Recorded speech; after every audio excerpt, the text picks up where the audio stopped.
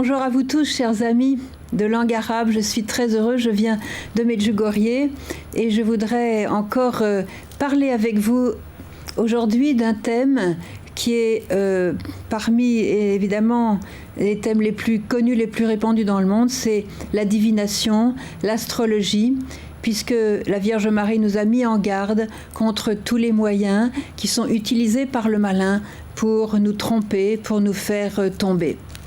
Alors, je voudrais raconter mon expérience personnelle, puisque malheureusement, étant jeune, bien que de tradition catholique avec des parents très croyants, eh bien, je n'avais jamais eu l'occasion de comprendre combien ces pratiques étaient contraires à l'Esprit de Dieu.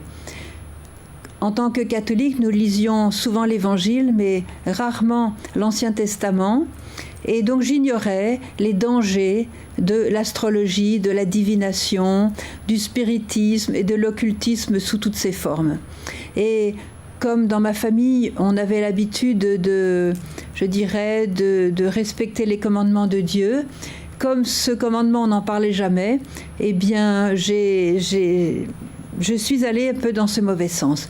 Quand j'ai eu 14, 15, 16 ans, des personnes de ma classe m'ont invité à participer à des séances de spiritisme où nous faisions tourner les tables et nous invoquions les esprits des morts. Les esprits des morts venaient, nous parlaient, nous donnaient des réponses et je trouvais ça très excitant, très intéressant et voilà, dans ma naïveté, sans savoir que ces choses étaient en fait une abomination devant Dieu. Et puis de fil en aiguille, avec ces mêmes amis, elles m'ont initiée à l'astrologie, au tarot, les cartes, etc. Et j'en étais arrivée à consulter des astrologues pour diriger ma vie, etc.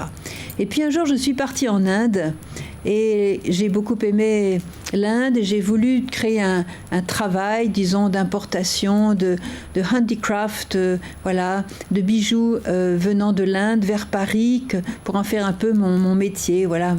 Et puis, en étant dans ce projet, mes amis de l'Inde m'ont dit, si tu veux travailler avec nous, il te faut avoir une certitude que c'est vraiment ça ta voie. Et donc, on va t'emmener chez notre astrologue et puis on va voir sur ton thème astral si ce travail fait partie de ta vie.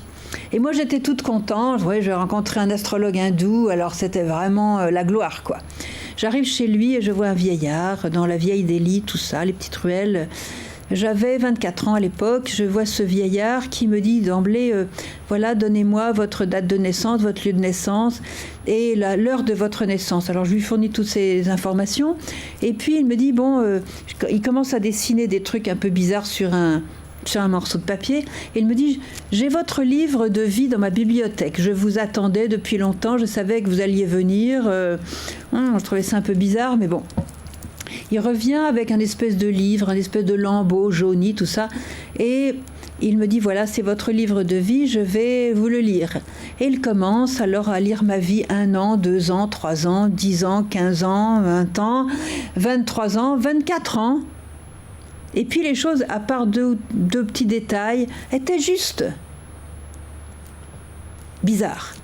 Et puis il continue, j'avais 24 ans, il commence 25 ans, 26 ans, jusqu'à 30 ans.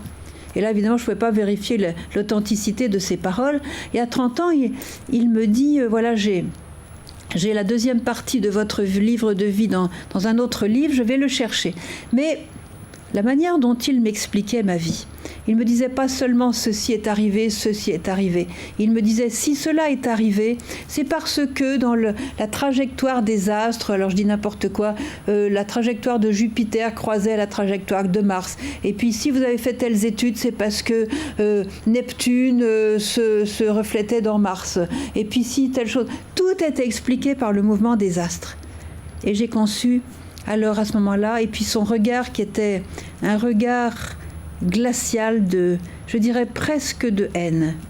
Il n'y avait aucune lumière dans son visage, il y avait quelque chose de glacé. Finalement, ça m'a glacée. Et il expliquait tout comme si Dieu n'existait pas. C'est-à-dire que ma vie dépendait de ces grandes choses énormes dans l'espace, perdues à des distances incalculables, impersonnelles. Et j'ai commencé à concevoir une grande angoisse dans mon cœur. Et moi qui croyais en Dieu, je savais que Dieu était le maître du monde, le créateur. Et voilà que cet homme expliquait toute ma vie sans Dieu et que chaque événement de ma vie était dû à des mouvements, de trucs qui ne me concernaient pas vraiment, quoi, de près. Et je me suis sentie d'un seul coup comme orpheline de père. Et une angoisse intrinsèque m'a saisie. Et quand je suis rentrée chez mes amis à la maison de New Delhi, j'ai commencé à pleurer, mais un espèce de pleur qui venait de très profond. Et puis, dans les mois qui ont suivi, je suis rentrée en France, bien sûr, et dans les mois qui ont suivi, ma vie a décliné. Je souffrais beaucoup intérieurement, et je dirais de plus en plus. Je me réveillais, par exemple, la nuit, et je proférais des paroles de haine contre des gens que j'avais toujours bien aimés, des gens de ma famille, tout ça. J'avais des symptômes un petit peu bizarres.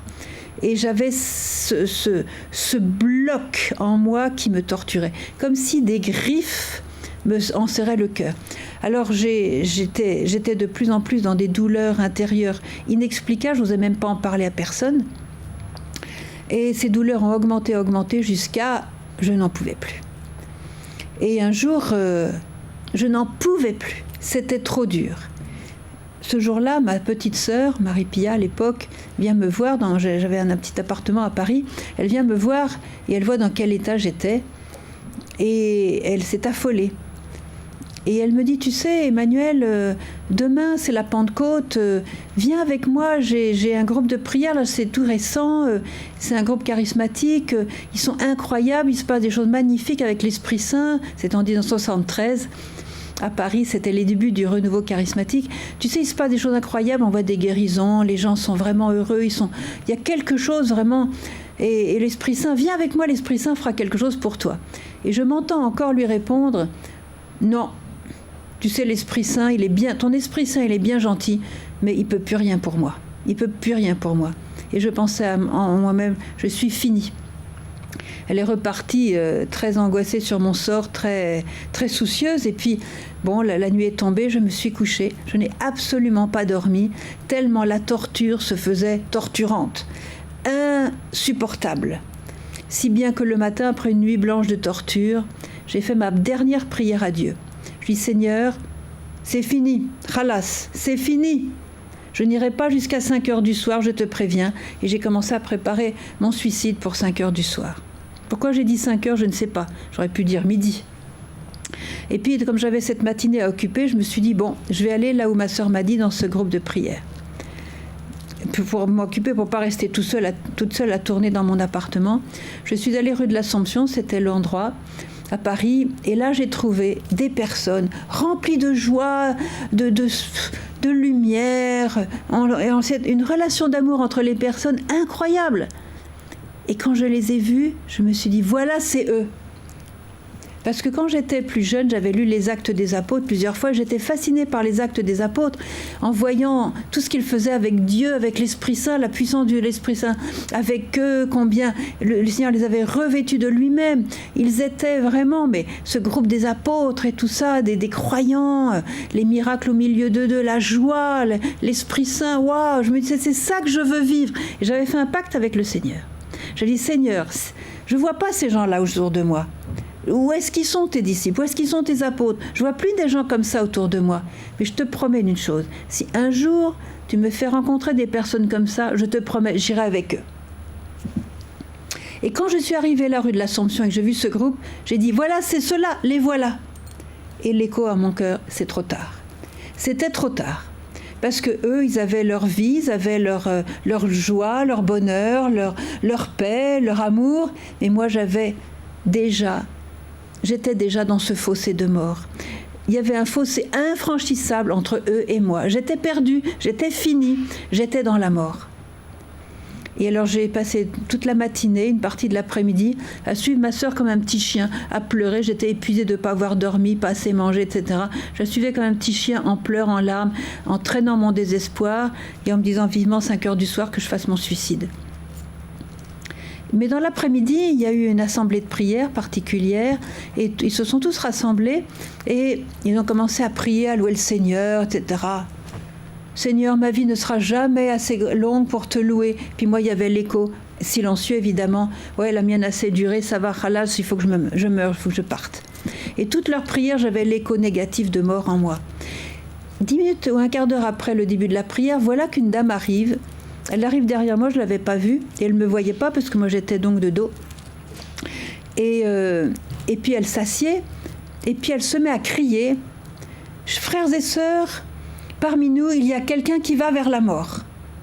Cette personne a fait de l'occultisme, du spiritisme, de la divination. Cette personne s'est mise dans les mains de Satan.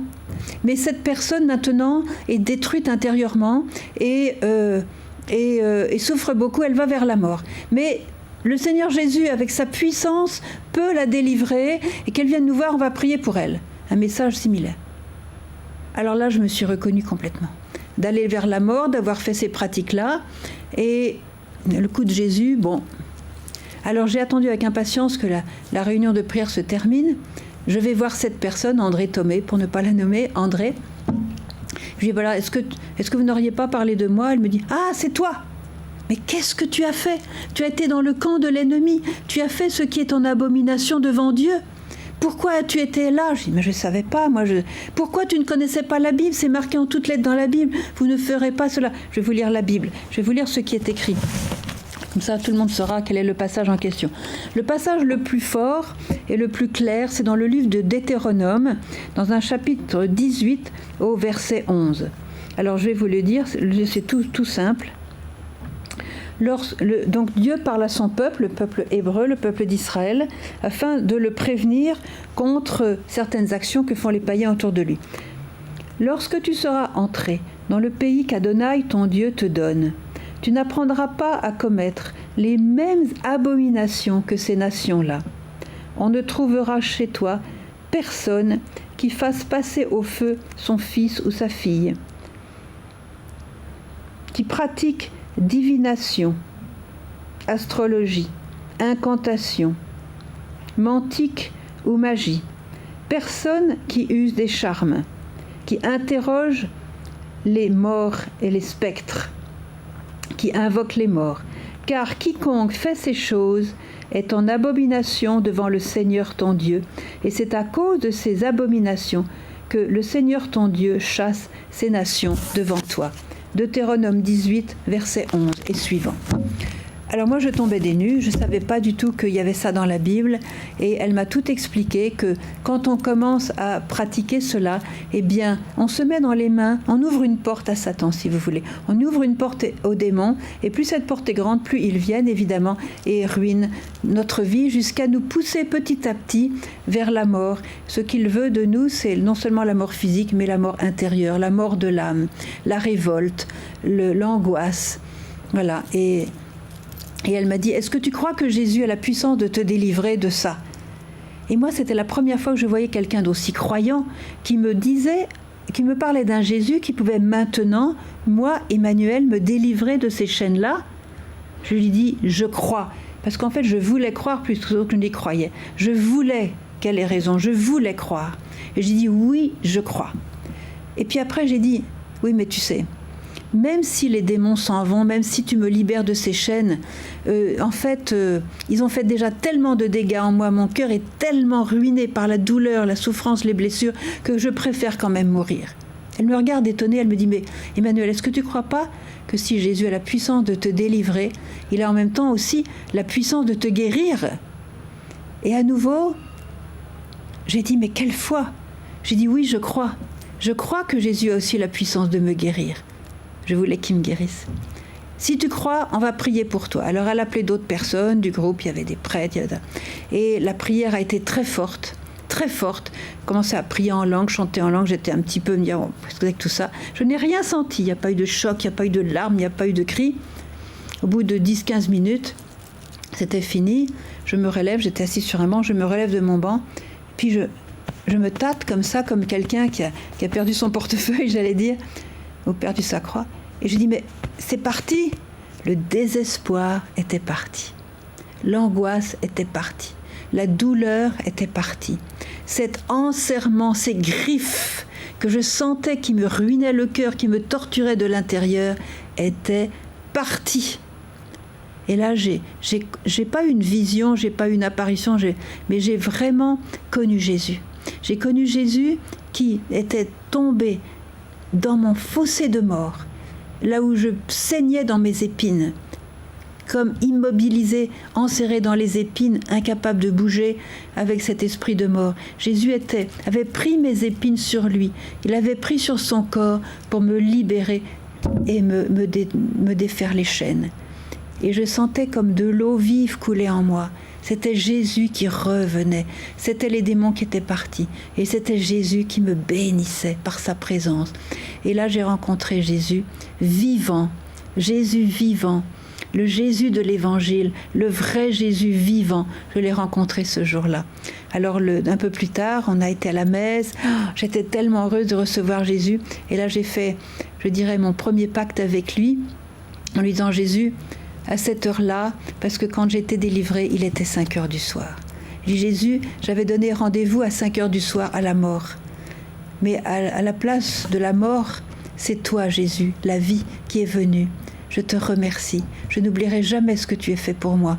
Et comme cette vie que je vais vivre maintenant, c'est toi qui me la donnes comme une survie, comme un surcroît, voilà. Eh bien, cette vie, elle va être entièrement pour toi. Et ce jour-là, j'ai donné ma vie au Seigneur. Après, j'ai fait mes vœux, tout ça, mais c'était rien. Parce que c'est ce jour-là que j'ai dit, Jésus, tu m'as donné la vie, tu m'as rendu la vie. Ma vie maintenant, elle est pour toi. Je voudrais dire à tous ceux qui ont commencé à faire ces pratiques, à lire les horoscopes, à aller chez des devins, chez des astrologues, des cartomanciens, ceux qui ont lisent dans la main, dans les cristaux, dans le marc de café, dans les je ne sais pas quoi, pour deviner. Cette personne qui m'a délivré m'a expliqué que Satan ne connaît pas l'avenir, que c'est un mensonge. Le présent et le passé, c'est facile, il est un ange, il n'a pas besoin des journaux pour voir ce qui se passe, il le sait parce que c'est un ange. Il a gardé, je dirais, ses caractéristiques d'ange. Mais Dieu seul connaît le futur. Il ne connaît pas le futur, c'est un menteur. Il frime, il fait semblant.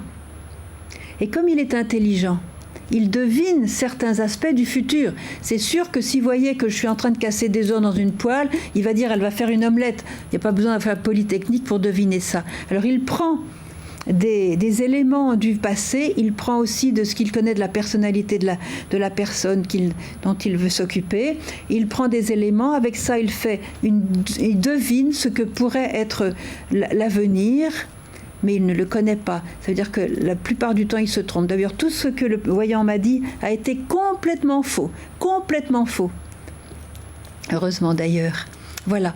Alors, je vous le dis pour vous prévenir, la Vierge a dit Satan veut vous tromper de 1000 manières. Si quelqu'un a commencé l'astrologie, si quelqu'un a l'habitude de voir les voyants, si quelqu'un a l'habitude de faire tourner les tables, le spiritisme est devenu très à la mode comme activité pour se détendre, puisqu'on ne prie plus, on faut bien trouver des ersatz, alors des remplaçants, alors on fait toutes sortes de choses qui appartiennent à l'occultisme. Et sans nous en rendre compte, on appelle Satan. Et quand on ne connaît pas ni Dieu ni diable, et qu'on fait ça, c'est comme un enfant qui mettrait ses doigts dans la prise. Un enfant qui met ses doigts dans la prise, il ne connaît pas l'électricité. N'empêche que l'électricité, elle vient et elle peut le tuer. Quand vous appelez les esprits, vous ne savez peut-être pas, mais c'est Satan que vous appelez. Et il va vous détruire de l'intérieur. Il va vous faire des belles promesses, qu'il va vous révéler ceci, cela. Il va vous informer sur ceci, cela. Il va vous guider. Mensonge. Il veut vous détruire. Alors arrêtez tout de suite, et pour ceux qui sont catholiques parmi ceux qui m'écoutent, allez vers un prêtre et confessez ce péché, cette grave faute que vous avez faite, et demandez au prêtre de prier pour votre libération et la guérison des conséquences de ces actions qui, comme le dit la parole de Dieu, qui est vérité, ce sont des abominations devant ma face. Et Dieu appelle cela abomination, non pas parce que ça le gêne lui, mais parce que ça détruit l'homme et qu'il aime l'homme. Et c'est par amour qu'il veut nous prévenir et nous garder de ces choses, nous protéger de ces choses, parce qu'elles nous détruisent et il veut notre vie. Notre vie, notre Dieu est un Dieu de vie, Il veut notre vie, il veut notre bonheur, il veut notre gloire. Et c'est pour ça qu'il vient nous délivrer du mal, et nous prévenir du mal surtout. Et alors je vous préviens, parce que je vois que beaucoup de gens, par exemple au moment de Noël, avant Noël, je sais que toutes les télévisions libanaises, sauf Télé Lumière, donnent des émissions sur la divination, sur l'astrologie, etc. C'est très grave. Prémunissez-vous contre cela. Et prévenez vos enfants qu'ils ne tombent pas dans ces pièges qui ont failli me coûter la vie et qui ont coûté la vie à des milliers de personnes. Protégez vos enfants, protégez votre peuple des abominations et tournez-vous vers le Seigneur qui est un Dieu de vie. Il vous gardera parce qu'il vous aime.